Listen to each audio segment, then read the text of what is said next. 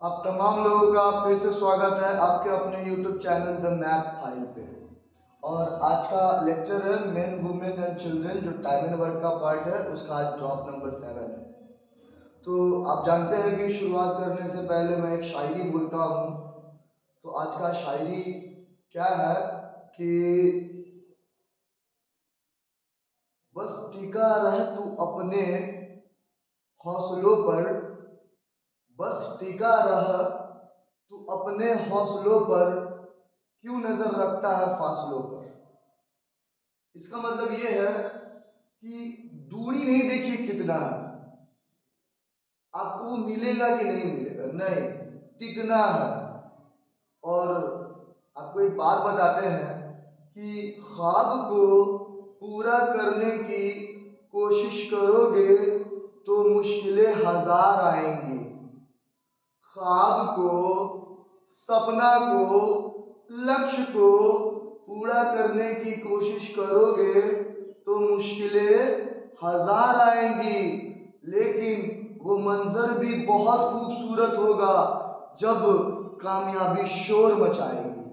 तो बस टिकना है, शोर मचवाना है और जी जान मेहनत करना है। तो आइए इसी के साथ शुरुआत करते हैं जो आज का लेक्चर है मेन वुमेन एंड चिल्ड्रन, जो टाइम एंड वर्क का पार्ट है उस पे। आइए देखते हैं आज का पहला सवाल। सवाल क्या कह रहा है कि a group of workers was employed for a job second day onwards. One worker kept on leaving the job each day. हर दिन क्या करता है कि एक वर्कर छोड़ के चला जाता है। The job was finished when the last worker left. Job कब खत्म होता है? जब लास्ट वर्कर छोड़ जाता है। Had no worker left at any stage. अगर किसी स्टेज पर, मतलब किसी दिन पर अगर कोई वर्कर काम को छोड़ा नहीं होता, the group would have finished the job in 55% of the time. मतलब 55% ही समय में काम खत्म हो जाता। मतलब मान लीजिए कि छोड़ छोड़ के जा रहा है तो 100 घंटा लग रहा है, तो जब बिना छोड़े हुए जाता तो 55 ही घंटा में काम तमाम हो जाता। तो आपसे क्या पूछ रहा है? How many workers were in the group initially. शुरुआत में कितने नंबर थे, कितने ग्रुप थे, कितने वर्कर थे? तो मान लीजिए n थे नंबर ऑफ वर्कर्स,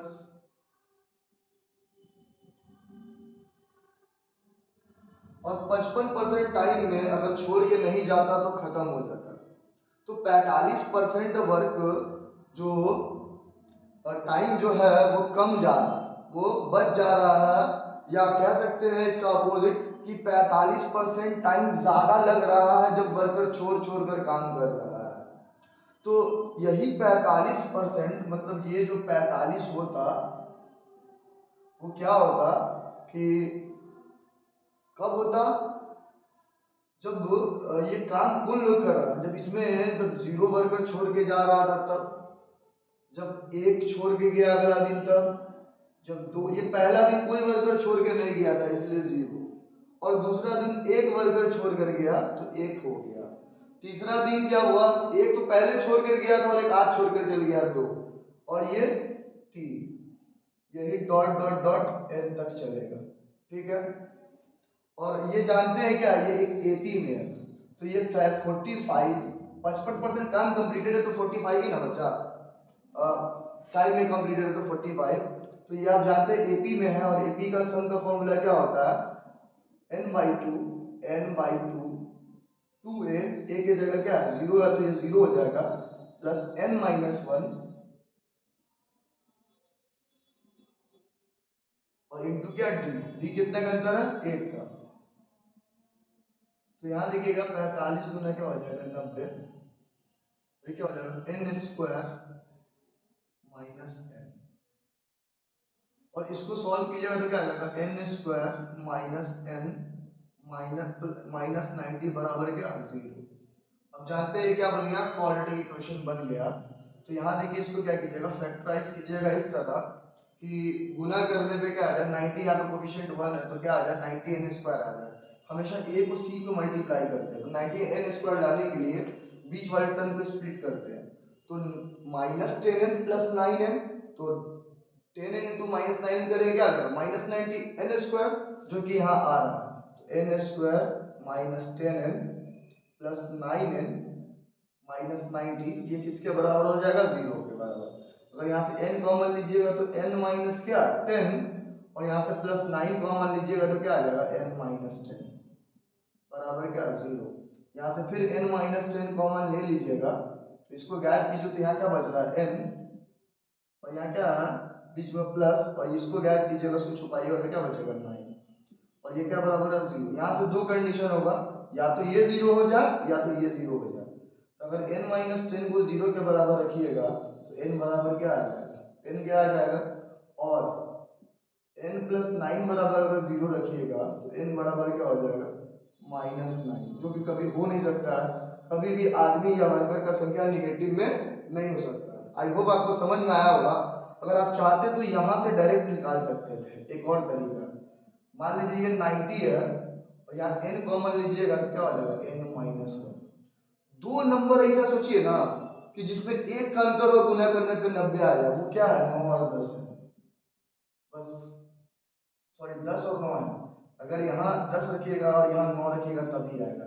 यहाँ पे 9 इसलिए नहीं रख सकते हैं, अगर n की जगह 9 रखिएगा तो 9 माइनस 1 8 हो जाएगा, 9 8 72 हो जाएगा।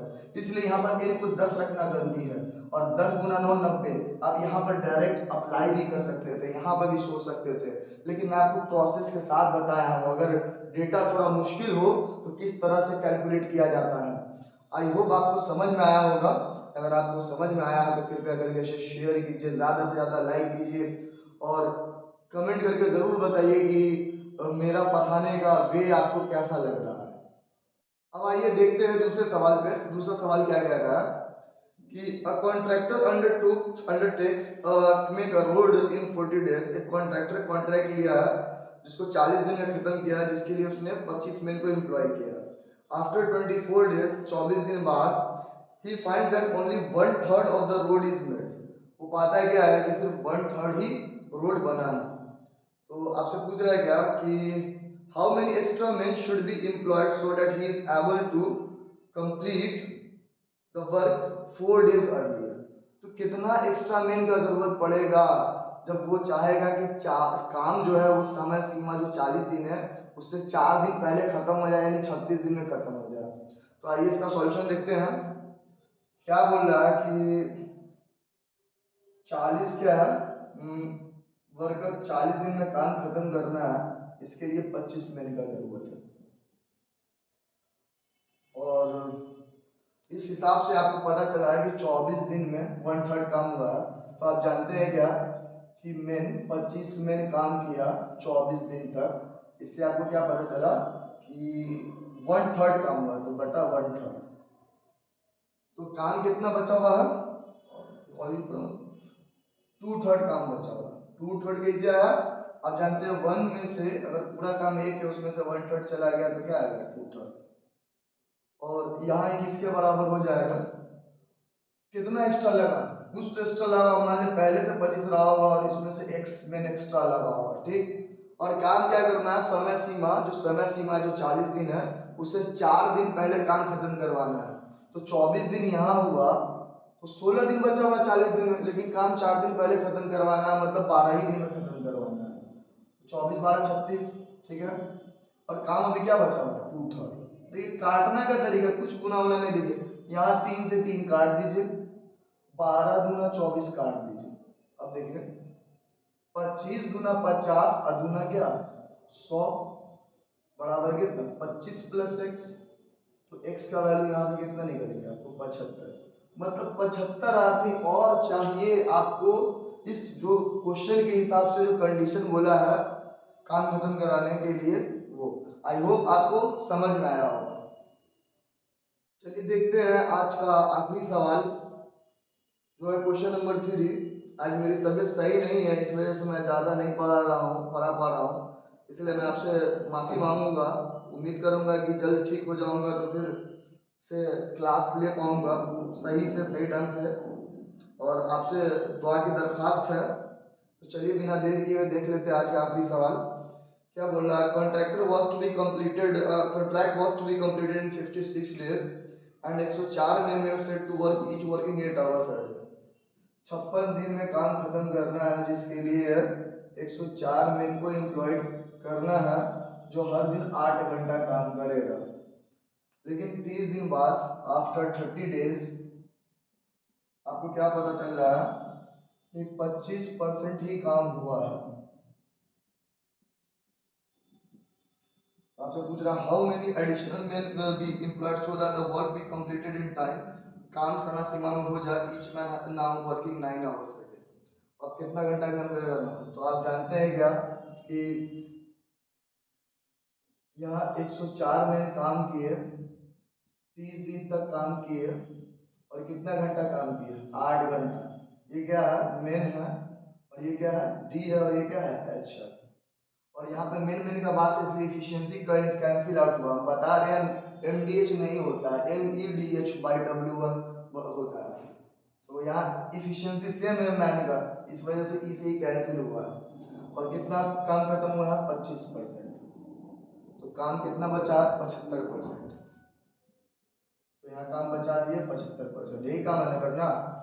और 104 मैन तो पहले से होंगे और एडिशनल कुछ एक्स लगेंगे। और काम समय सीमा में खत्म करना है, तो 30 दिन काम हो चुका है, तो इसमें से 30 घटा दीजिए, मतलब 26 दिन का काम और चलाना है। तो यहाँ कितना हो गया, 26। लेकिन सवाल के हिसाब से अब 9 घंटा कह रहा है, तो 9 से गुना। इसको सॉल्व कर लीजिए। 25 तिहाई 75, 3 तिहाई 9, नीचे में तो अब कुछ नहीं बचा। और यहाँ देखिए 3 से इसे काट दीजिए आप, 3 दही 30, ठीक है। और यहाँ से आप काट सकते हैं 26 चौका 104, उधर कुछ नहीं बचा। अब यहाँ देखिए 4 दही 40 और 8 32, मतलब 320 बराबर कितना हो जाएगा, 104 प्लस एक्स, और x बराबर क्या होगा, 320 में से पहले 100 घटाइए तो 220, फिर 4 घटा दीजिए 216। 216 मेन की और रिक्वायरमेंट होगी इस वर्क को कंप्लीट करने के लिए। आई होप आपको सॉल्यूशन समझ में आया होगा। अगर समझ में आया है तो ज़्यादा से ज़्यादा इसे शेयर कीजिए। और मैं फिर से एक बार माफ़ी मांगना चाहूँगा कि तबीयत सही होने के नहीं वजह से मैं सही से पढ़ा नहीं पाया, और जल्द ही कोशिश करूँगा ठीक होने की। और उसके लिए आप लोगों की दुआ की बहुत ज़रूरत है। और जाते जाते मैं वही शेर बोलूँगा कि जा रहा हूँ इस महफिल से, बस इतनी गुजारिश है, जब नाम मेरा आए तो अच्छी सी दुआ लेना। धन्यवाद, जय हिंद।